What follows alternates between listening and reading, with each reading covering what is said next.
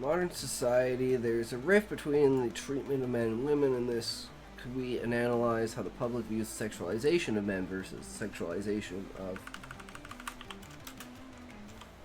women?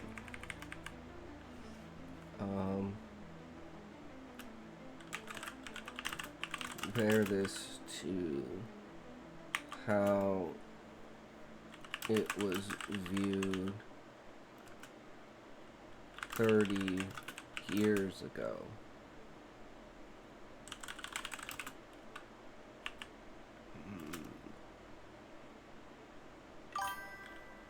Society sexualizes women in normal life on an everyday basis, and you notice more often when women are treated as a "this woman is strong" thing in media, because there's always a small demographic that calls it woke.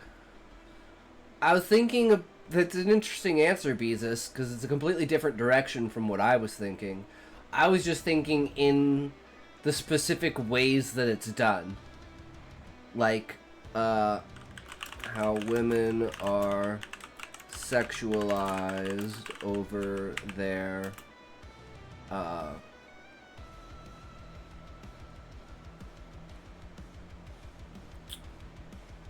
do you say this, like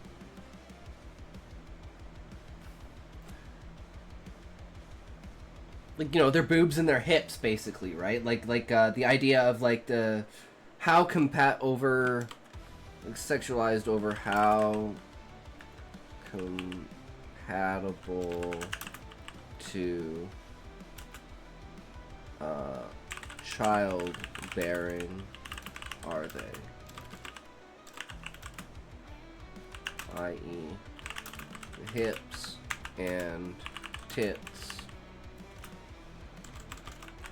and an essence of beauty to progress species.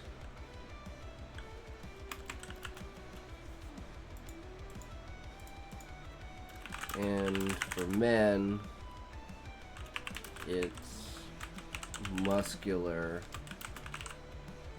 built, strong, all physical protection features for women. So on this premise of sexualizing and idealizing features of the species that ensure a stronger, prettier offspring is a mostly vestigial biological call. Let's see. In modern society, there's a rift between the treatment of men and women. In this week, we analyze how the public views the sexualization of men versus the sexualization of women. Compare this to how it was viewed 30 years ago, looking at how women are sexualized over how compatible to childbearing they are, i.e. the hips and the tits, and the essence of beauty to progress the species. And for men, it's muscular, built, strong, all physical protection features for women. So in this premise of sexualizing and idealizing features of the species that ensure a stronger, prettier offspring, it's mostly vestigial biological call. Does continuing this trend enhance the species? Could the removal of this system cause a detriment to the species over time? Comparison of instead of let's say idiocracy, it'd be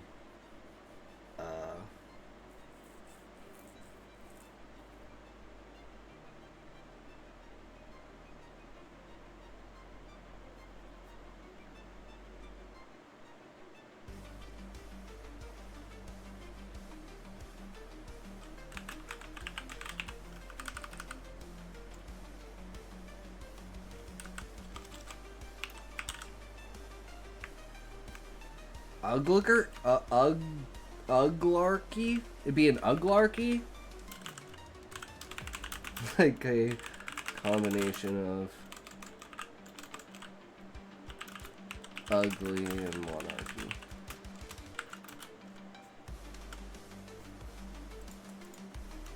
Alright, let's see what he says about this. It's a hell of a question, right?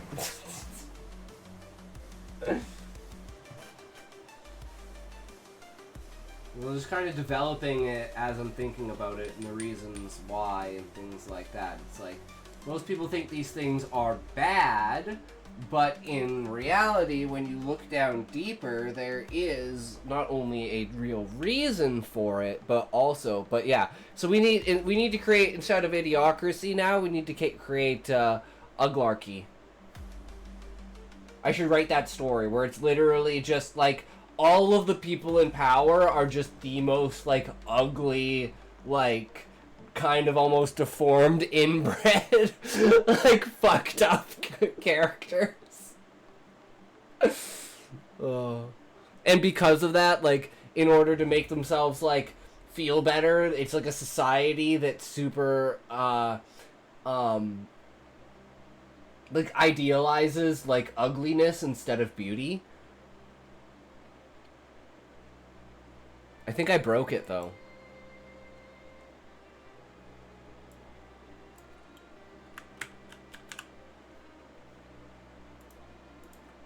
Okay, I'm just gonna go to a new.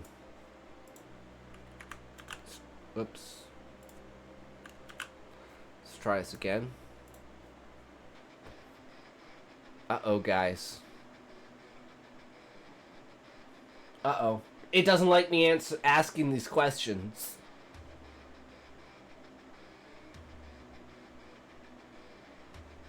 Either that or it's just taking its sweet time. But it's like, it's grokking? Is it grokking? Are you grokking, bro? Do we gotta pull out Chat GPT and have a competition here between Chat GPT and Grok?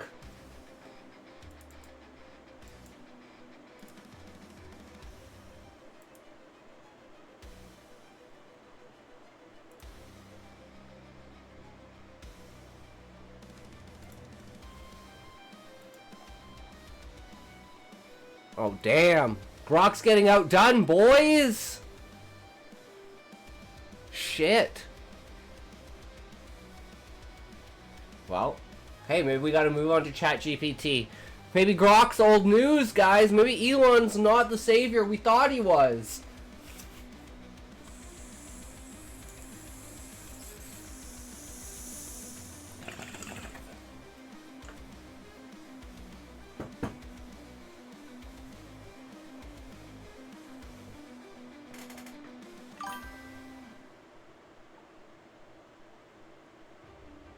ChatGPT is honestly not comparable to any other AI models right now. That's what I've been told. Even the free feature.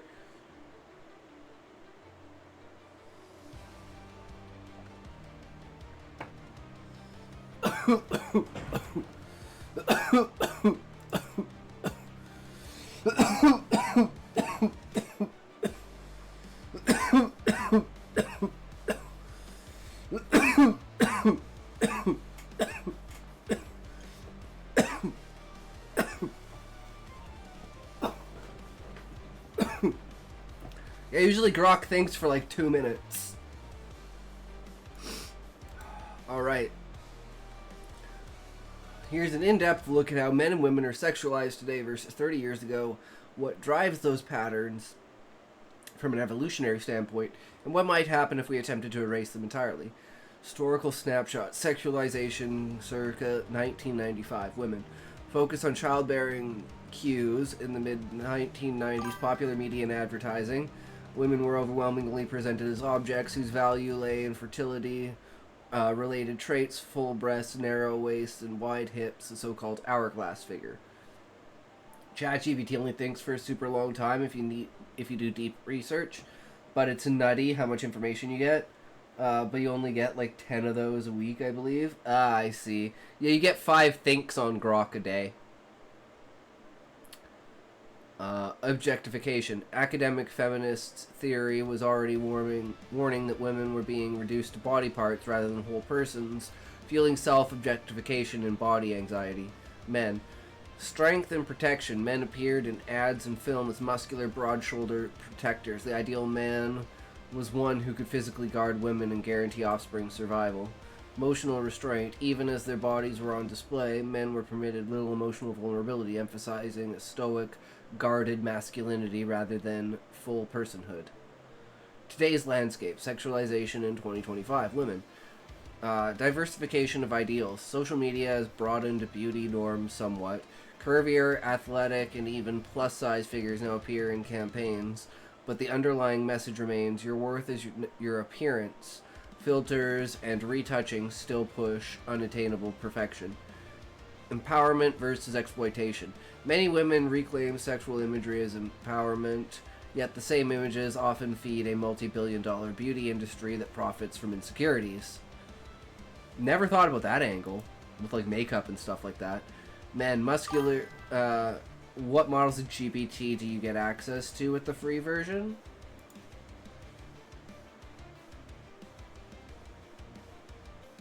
Great for everyday tasks. No idea.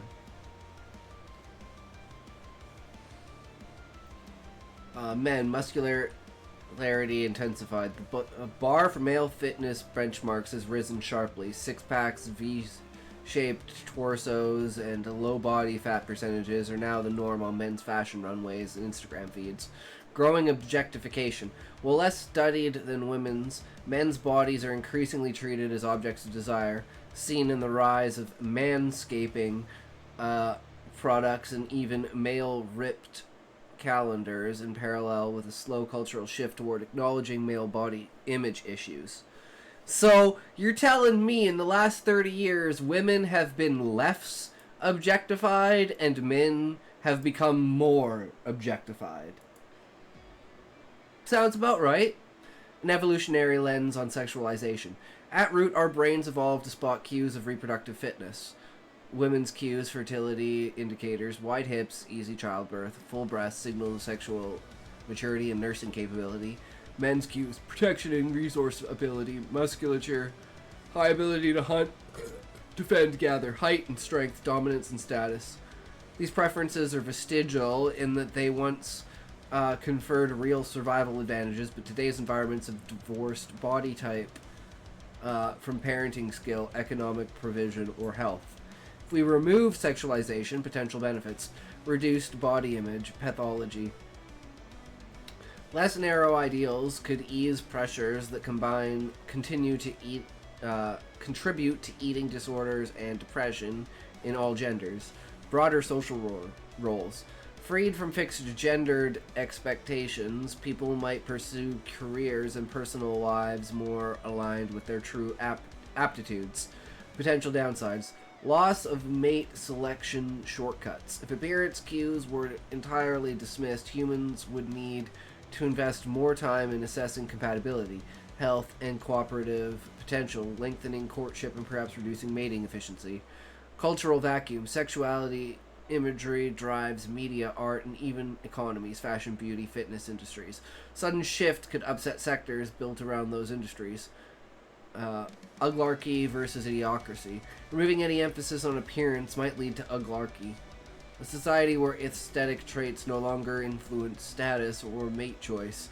Whether that's liberating or harmful depends on how quickly social systems adapt to value their traits, intellect, kindness, creativity in their stead. While modern sexualization still hews closely to ancient evolutionary signs, fertility in women, strength in men, our increasing awareness of the harm these narrow ideals cause has led many to push back. Fully excising appearance-based performances could alleviate psychological distress, but would also strip away the quick heuristics humans evolved to find mates.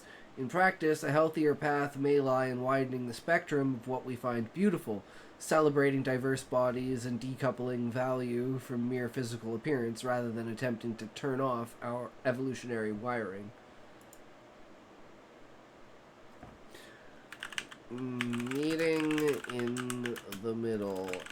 healthy weight is a beautiful body. That sounds like a way to go. A world where you're not a hog ass 600 pound, but you ain't no 110.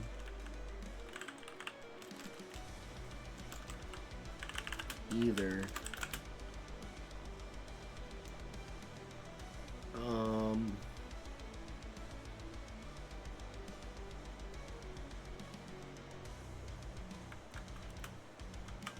Standardization of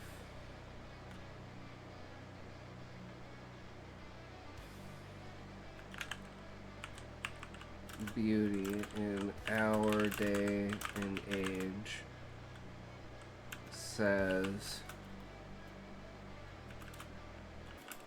7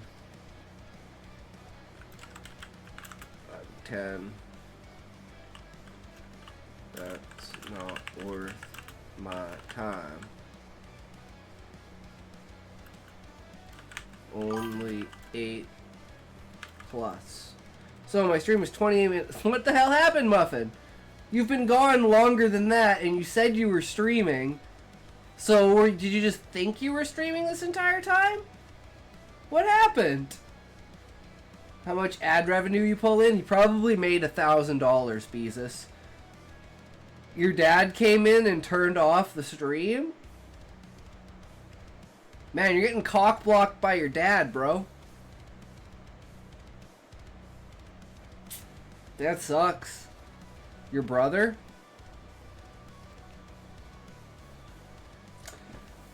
Damn, man. Don't they know you're trying to pop off? Don't they know how much effort you're putting into becoming the #1? I wish I was single.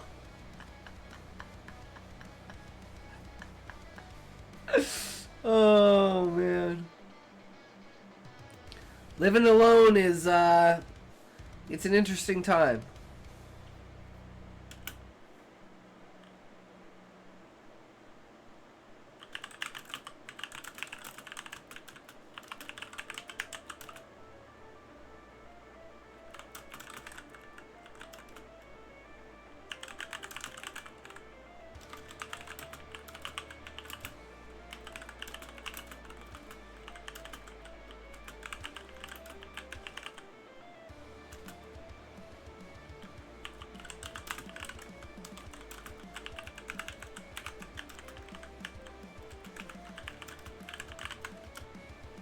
Boom, now this is going to go into a completely different direction from here.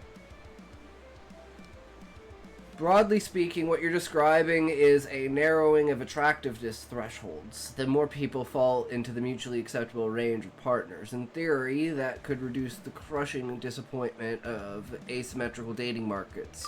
I'm a 5, so why would an 8+ ever date me? I'm gonna go talk to AI because there's no one that's not exclusively annoying at times. Excessively annoying at times. You're so lucky, Muffin, you can just go talk to AI, man. We were fucked when we were kids.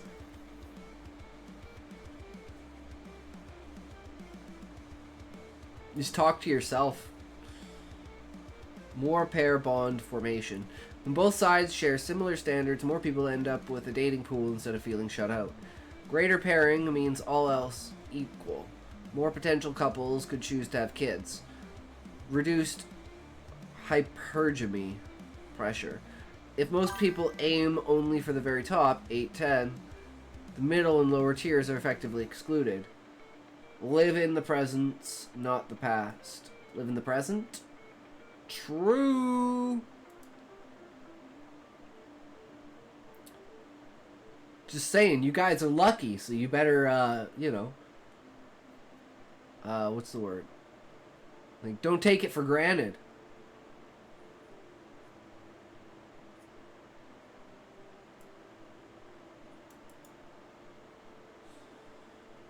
Standardizing modest expectations, say everyone aim for a 6 to 7, lets more people exceed at forming stable relationships. Just means I'm more introverted than you.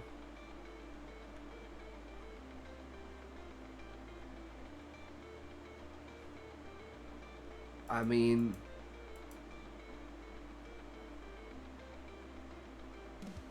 I don't know if that's possible, Muffin. I don't. If I didn't have to, I wouldn't leave my fucking house. I wouldn't leave my fucking room. Boost birth rates, in theory. Demographers often link fertility most strongly to the percentage of adults in stable unions. Standardizing attractiveness increases the share of partnered adults. You'd expect some uptick in births. However, in developed societies, fertility is also driven by economic security. Childcare costs, work-family balance, cultural norms around when and whether to have children. Why it probably won't be a silver bullet. Economic and industrial barriers. I just have to. I wouldn't if I could. Same, Muffin. World sucks. Fuck the world. Internet's where it's at. There's only real people on the internet. Why it probably won't be a silver bullet. Economic and institutional barriers. Even happier paired couples postpone or forego kids because of housing costs, job demands, lack of parental leave, expensive childcare.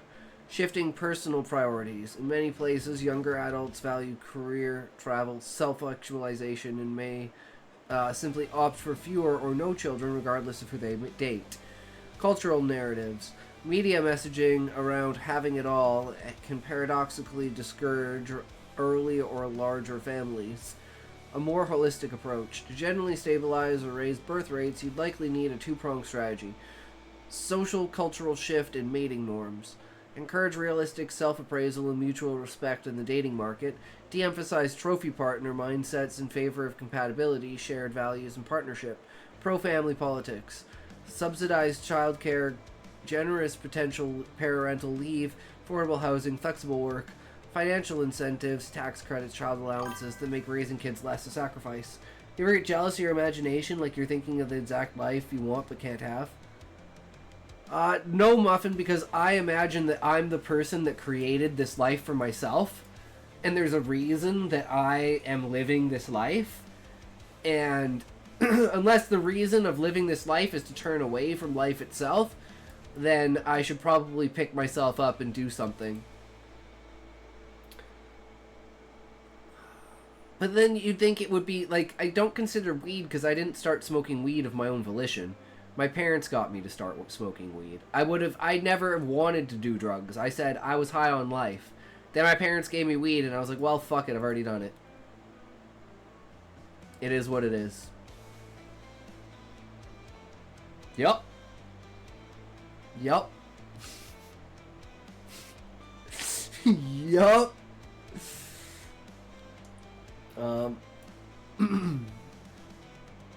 But that's life, right? So, use the hand that you're dealt, don't curse the hand that you're dealt. I think you chose to this life, and you planned everything out like a fucking movie. And when you die, you'll know why. And then you'll do it all over again. And that will build your overall spirit and ego and character.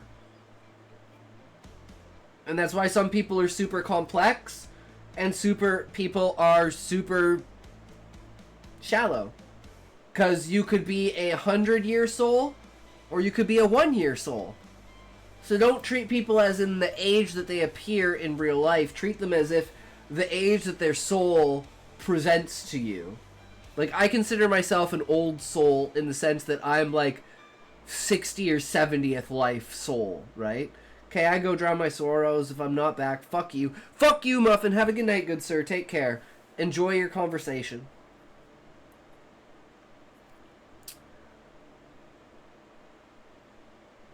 Pro-family policies. Subsidize childcare. Okay, we already read that. Bottom line. Standardizing beauty expectations to a moderate, healthy zone could very well reduce dating market friction to help more people pair off. But without meaningful policy changes and cultural support for families, its impact on actual birth rates would be limited. In short, it's a useful piece to the puzzle, but not the whole solution. Damn, okay, it did bring up everything that I wanted it to. Damn, it thought for 5 minutes?